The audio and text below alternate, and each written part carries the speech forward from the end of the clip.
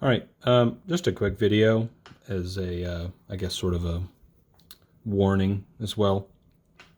If you're trying to install a rechargeable battery in a Gameboy Advance using these 3.7 volt lithium polymer batteries, it, as far as I can tell, is not going to work, and you're just going to end up blowing a fuse.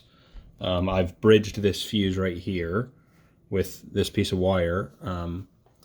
I even tried connecting it after I bridged the fuse there, and it came on for like half a second with the battery, and then it didn't come back on with the battery at all. Like, I tried reconnecting, it just wasn't coming back on. It does seem to still be working with AA's. I put the AA's back in and that worked fine. But with this setup, with these charge boards, just these ones you can get on eBay for pretty cheap, and these lithium polymer batteries that are 3.7 volts, does not seem to be working. I think it really comes down to the charge board itself, since it doesn't change the voltage at all. It's just outputting 3.7 volts still. That works just fine on a Game Boy Color. It's able to handle that extra voltage, but I guess Game Boy Advance is just more sensitive to that type of thing. So yeah, I guess I would recommend getting the one of those rechargeable battery packs that you can get, like the Clean Juice mod, or there might be some knockoff ones that'll probably work fine, but apparently it cannot handle 3.7 volts, or maybe this does more than 3.7. You know what? Let me get my multimeter out and we'll see what this is actually outputting, and then we can determine that. So let me see what that does.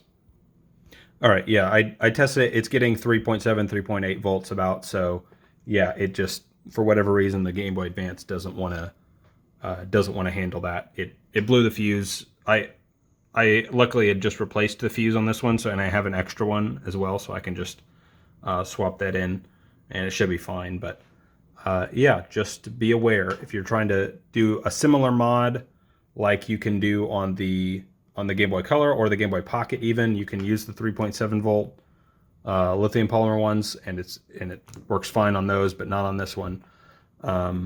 But yeah, I think even on that Clean Juice mod, the like name brand one, as it were, if there is a name brand that you can have for these things, that one uses a similar battery. I'm pretty sure it's a lithium polymer. It's like a 1500 milliamp hour lithium polymer. It fits inside this the back of this thing really well.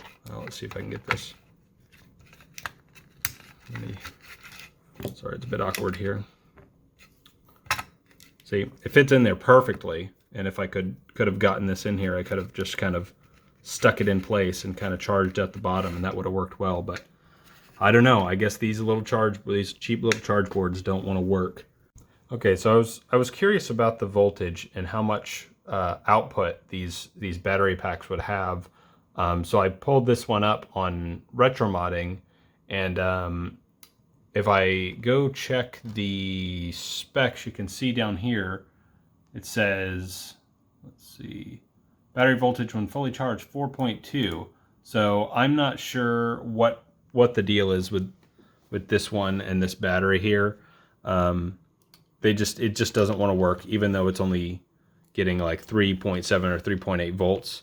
I do have the AA's back in there, and you can see it is still working. So I don't know what the deal is, but I guess just still be aware that if you're going to try this mod here with the installing your own with those cheap charge boards, it could work, I guess, but you could also blow a fuse. So you might want to have an extra fuse on hand, or I don't know, just be willing to bridge the connection if you do blow a fuse. Because right now I haven't even replaced the fuse. I just still have that wire in there that's allowing the connection to work. So anyway, yeah, I guess just be aware of that. This video might be entirely pointless at this point, now that I've disproved my theory as far as the voltage goes. But anyway, just, I don't know, be aware. All right.